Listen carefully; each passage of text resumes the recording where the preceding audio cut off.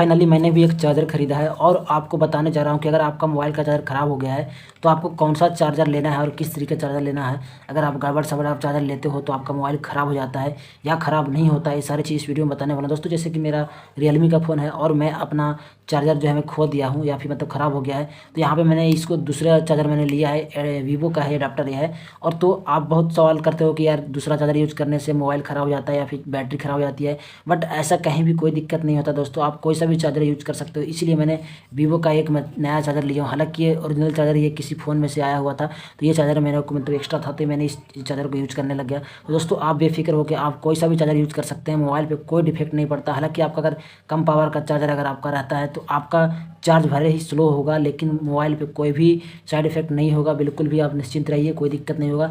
आप बेफिक्र होकर चार्जर दूसरा भी खरीद सकते हैं। अगर आपको अच्छा खासा चार्जर खरीदना है तो आप थोड़ा सा ज़्यादा पैसा लगाइए और अच्छा खासा चार्जर खरीद सकते हो।